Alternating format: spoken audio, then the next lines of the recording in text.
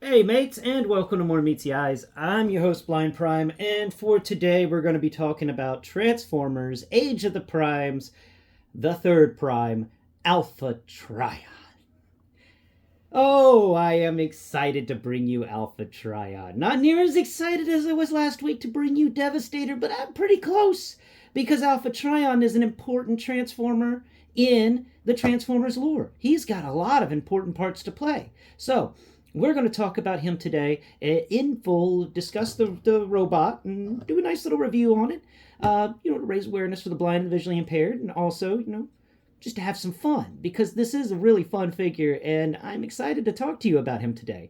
Joining me today is not Cream the Cat, it is instead Sugar the Potato Cat. Who's a good potato cat? You're a good potato cat. So, please, go below, hit the like button, share on your Facebook, share on your Instagram, share on all your social medias, throw it up on Reddit. Why not? Let's have some fun with it. Well, let's see how the people react to a blind guy reviewing Transformers. So help me reach more people by sharing and subscribing. Those are always what I want most from my people, other than commenting, because I love to hear from you. So leave me a comment below. Ask me questions, talk to me. I'll answer the best I can. So, of course, all of that is to raise awareness. So let's get into today's video in depth and talk about this unique Transformer, because he definitely is more on the unique side than I was expecting. All right. Well, first and foremost, when it comes to this guy, when I pulled him out of the box, he had some interesting accessories that I had to remember about, because I was like, what in the world is going on with these? Oh, right. He comes with a book and a pin. So here's his book. It's a neat little Transformer style book. It's got a title page, and then you got this center bit to it, and then you got this reverse end at the back of the book or the front of the book. I mean, it all depends on how you're holding the book. I have no idea which way's the right way, but interestingly enough, the book's got some textures in here. So we got a texture, it feels like there's an image on one of these pages, and then there's just a bunch of blank stuff underneath it. Then there's just this big blank page, and then we're going to turn it around to the next side, and we've got an image, or it feels like a title, followed by a lot of lines of something. And then there's a little image at the bottom. And then there's a big old square area on the next page, and it feels like it's multiple images layered on top of each other, like a collage or something. We got a little area there, and then we got an area here, and then we had an area here. It's three of them stacked on top of each other. I don't know if they're images or not, but that's what it feels like they could be. Either that, or there's just an image in the very center. Anyway, this is a neat little book. I never expected to get a book in our Transformers. It is just weird, but it's cool, especially for Alpha-Trion. Like Alpha-Trion's supposed to come, his magical tools are a book and a quill, and I'm like, well, how did Solus Prime make a book with a forge? It must be a metal book. So that's the book. Got some cool textures to it. I like that it feels like an old leather-bound book, and the way they did the joints makes it, gives it this rough book texture on the spine, which I really approve of. And on the front of it, the side that doesn't have the siege peg, it's big old something. I think it would have been cool if we had gotten like his faction symbol etched into the front of this book. That would have been really cool. But that's just my common gripe. I want faction symbols to be etched into these Transformers. I really do, so that I can enjoy feeling them. There is a little thing at the top corner of the book. I don't know what that is, but it is a tiny, what feels like it could be a faction symbol. Well, that's the book. Really neat. It's actually also kind of big. Let's take a look at his forearm and show you. So the book is about as wide as his forearm, and it's as long as his forearm plus hand. The depth of the book is about half the depth of his forearm. So there you go. Yep, about half the depth of his forearm. That's a nice sized book. We can set it over there. It's got one siege peg. And now the other thing he came with is this quill, which is really weird. I was not nuts. He also came with a weapon. We're going to talk about that in a second. It just fell off his back. So this is his quill, and it's got a little feather kind of feeling thing on the end. It tapers down to a point, and then it's got a big old circle in the center of it so that it can lock into a figure's hand. And you put it in his hand by threading it through the top of his hand, and that thick center bit will lock in, and then you have the pin hanging out below. Of course, he's not holding his pin right. He's holding it like a savage in his full fist. Like, wow, man. I think they would have done a good job giving him an actual writing hand, where it's the two fingers on one side, the thumb on the other, and he can write. I think that would have been a really cool hand to give us, and it could have just kind of snapped into the top of it. And that would have been neat. Fist hand, a little weird for a guy who's writing, who's supposed to be like really intelligent and have great handwriting. He writes with his entire fist. It's odd. It's like he's mixing a cake, but he's writing. So the other thing he came with is this little piece that falls off his back sometimes. And this little piece is actually, I'm assuming, it's supposed to be a shield. So it can fit on the siege peg on his forearm, and it can just kind of hang out there. Let's get that in there. There it goes. Yeah. And he's got a little shield. It's not the greatest shield. It's a little weird and awkward shape for a shield, especially since that that peg is so close to one side instead of kind of being in the center. But you can spin the shield up and give him a nice little protective area. Or you can come around here to his rear area, find that peg on his back, and you plug the shield in there. There we go. The shield also has, the peg has a joint on it so it can move back and forth. And it's a little bit of a ratcheted joint. So, you know, whatever position you put it in, it semi-locks into that position. I think that's really cool. That is a really neat little pin, and I'm glad that they included such a thing. Of course, I think I just may have... That is a really weak backpack thing. I don't like it. I don't like its noises. Listen to those noises. Like it creaks. That's weird. So, that's his shield bit, and it, of course, transforms and unfolds, but we don't need really that for his robot mode.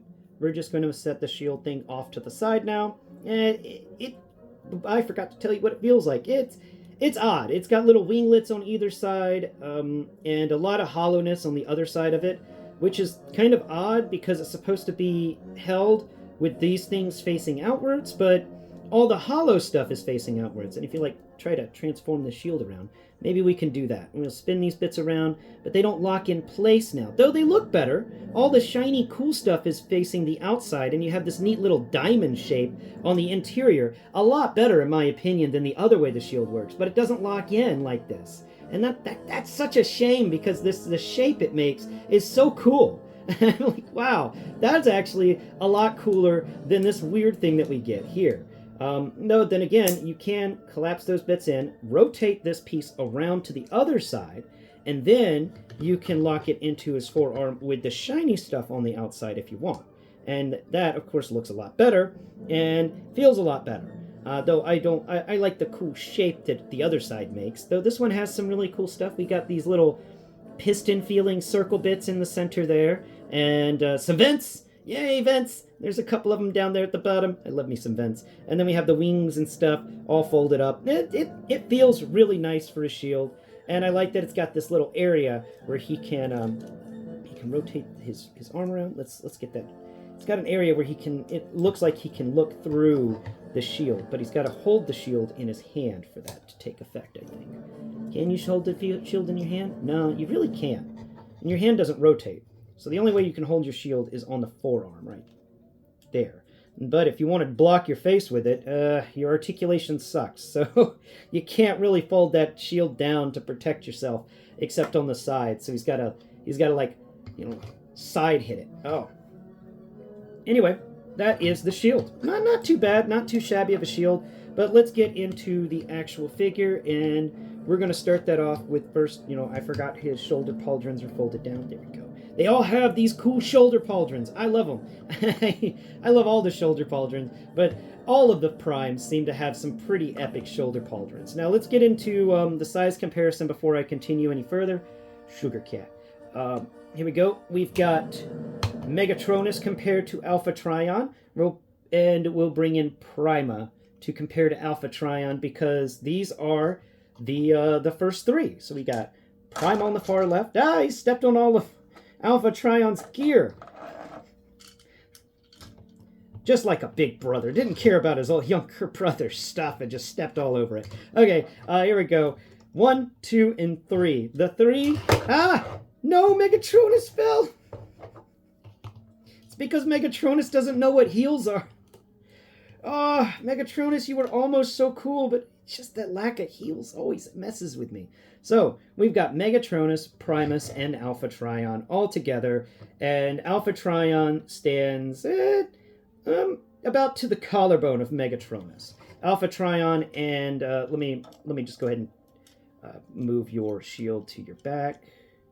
We'll just set it off to the side for now. Alpha-Trion plus Prima here. There we go. I had to make sure they were standing right. So Prima is just slightly taller than Alpha-Trion. Alpha-Trion's collarbone comes to below Prima's collarbone, and the top of Alpha-Trion's spiky head goes to the top of, well, actually just below the top of the crest helmet thing with its own spikes that Prima has on his chest. So Prima's the taller Voyager class right here, but not by much, and it's actually, I think, appropriate for, universe ways. I think that Alpha-Trion may be shorter than Prima, I don't know, but it's cool to find out that he is, at least with the way they're designing it. And then, of course, Alpha-Trion compared to Megatronus. Megatronus is just a massive slab of steel compared to Alpha-Trion. So we're going to bring Megatronus and Prima out of here. There we go. Megatronus, stand there. And Prima, you can stand here next to your brother. Nuts! Darn it, Megatronus, you stupid heels. Oh my god.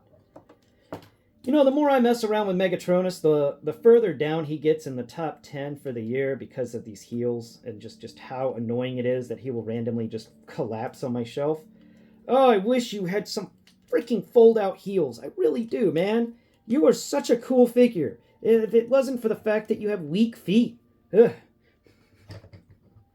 Now let's take a look at we got Alchemist Prime. Now Alchemist Prime was a deluxe, and Alchemist Prime, the top of his head, comes up to be just below the, actually right at the collarbone for Alpha-Trion here, because Alpha-Trion's head's kind of tall. So the squat dwarf-style bot compared to Alpha-Trion, who's got that sleek, tall, scholarship style to him. It's kind of cool. Now, let's compare him to the final Transformer, who also fell. Here we go. Ah! Pairing him to Solus Prime, who's really cool. So, let's take a look at that. Now, we got these two guys compared to each other. Solus Prime stands to just to be about at the same height as Alchemist Prime. He wouldn't fall over all the time. So, that's why your feet are kind of twisted together like Tommy from Rugrats. Let's take a look at the sideways. The shoulder pauldron for Alpha-Trion can go over the shoulder pauldron for Solus Prime. I think that's cool. They all work together as brothers and sister. And finally, the final comparison. We've got Star Convoy here, the 13th Prime, and comparing him with the 3rd Prime.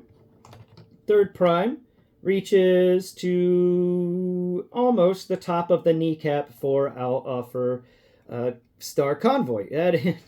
You're just such a large Transformer, Star Convoy. You're so big. Okay, let me set Star Convoy back over here. He was not going to get in the way of anybody. There you go. Good job. All right, now let's get into the full transformation today. Not transformation. That's tomorrow. Well, let's get into the full review today. And I don't think it's going to take too long because this guy's got a lot. I got a lot to talk about with him, but not as much as I had about Devastator. That's for sure. So we're going to start with the feet because I always start with the underside of the feet, and we're learning right here. He's got 2 siege pegs on his feet, one at the back of each foot. But the front of his foot is just this big hollow shell of a shoe. Oh, that's so sad. The plastic they use to make the hollow shoes is not the greatest stuff. It doesn't feel great at all. And there we go. His ankle tilts are a little on the weird side because for some reason. All right, let's just spin that way, and we're going to spin that leg that way, and you're going to raise your arms up because for some reason your legs are backwards. I have no idea how that happened. Blind people problems, I guess. All right, let's set that down over there. Rotate you back around. There we go. Now, his ankle tilts will make sense, right? Let's see. Yes, it makes sense now. All right. So his feet, they have some really cool textures on the top, and that's where this guy thrives. Is he is highly textured. So the feet, not too bad, not too shabby, but we do get some really cool textures in them. Even what feels like it could be a vent, right where the toe meets the upper foot. Then for the foot armor, it's his legs are thin, not super thin, but when it comes to Voyagers, I'm going to put them at the thickness of a Seeker. Do I still have a Seeker hanging out over here from... Yes, I do. I do have a Seeker. Yeah. So we can compare them to the Seeker real quick. And yeah, the legs are, for Alpha-Trion here, are about as thick as the legs for the Siege Seeker.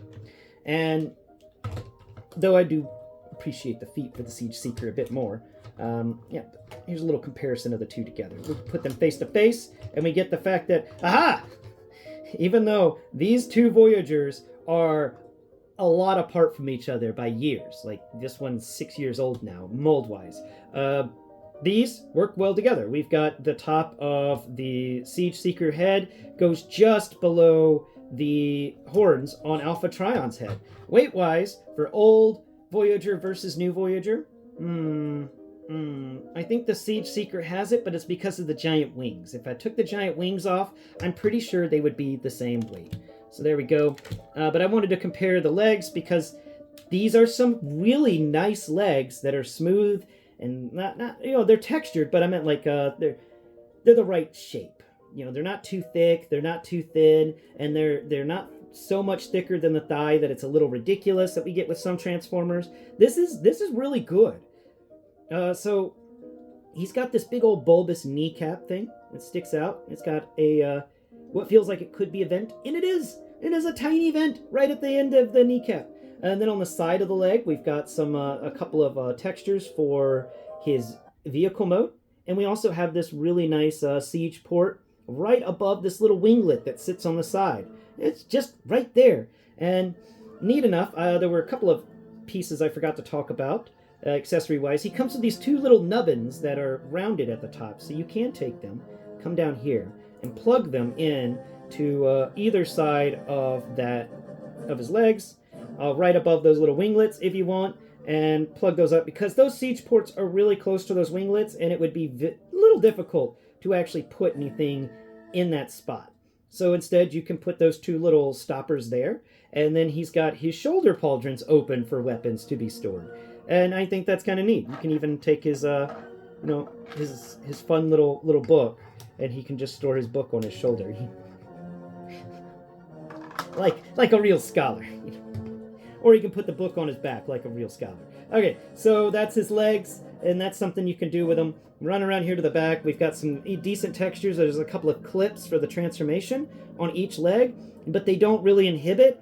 Instead, the way they're designed, they seem like they reinforce kind of robot textures and stuff. So not too bad, not too shabby. The knees pull a 90, and I forgot to mention that the ankle tilt also tilts at a 90, which is pretty cool. The leg has a thigh rotation, and then we also can kick up sideways at a little more than a 90. We can kick backwards at much more than a 90, and if we raise his front skirt up, we can kick forwards at a 90. And speaking of front skirts, this guy's got that. They got that good stuff where one, these two skirts aren't connected. So if one skirt goes up, the other skirt doesn't go up. I'm looking at you, 86 Ironhide. So that's nice. We got individual skirts, and I always approve of that. It's always annoying whenever they're connected.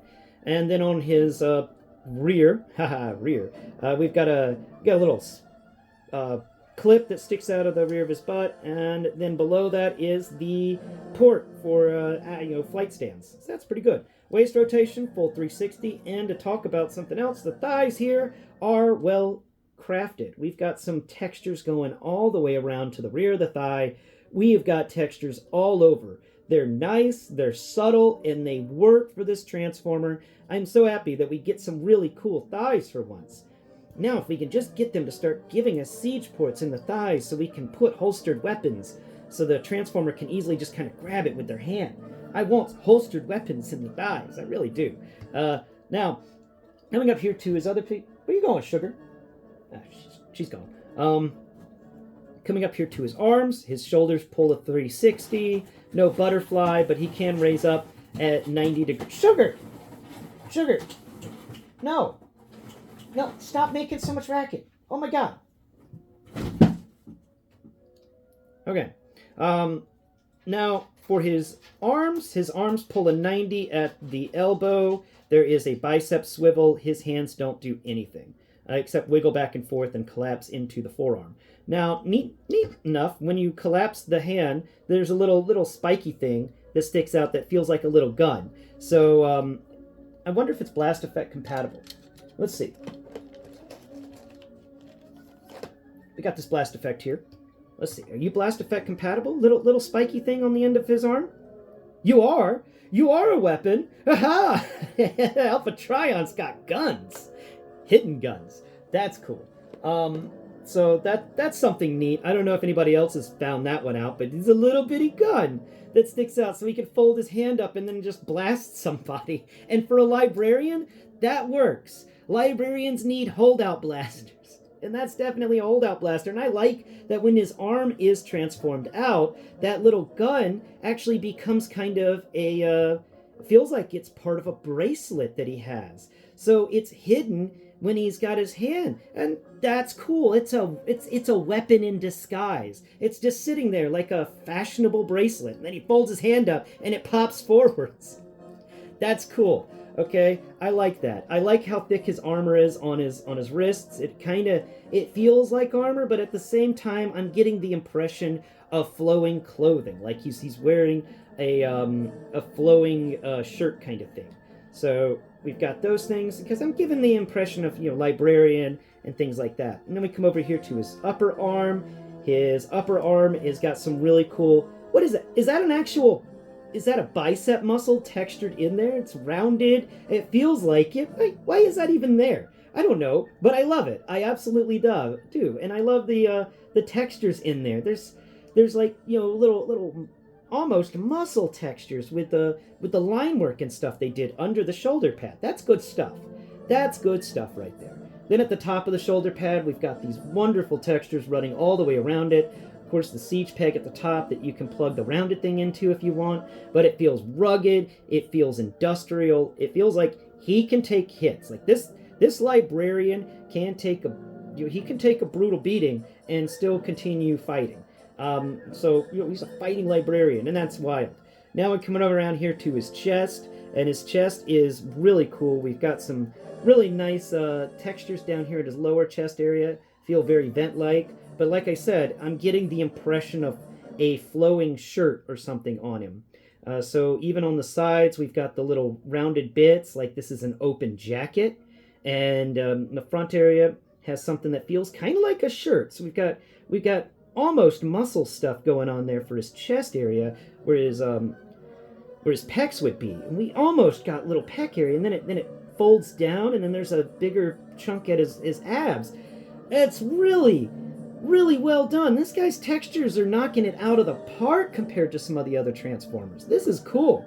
Then we get up here to his head. Now, this was something I wanted to mention because I was a little thrown off by his head.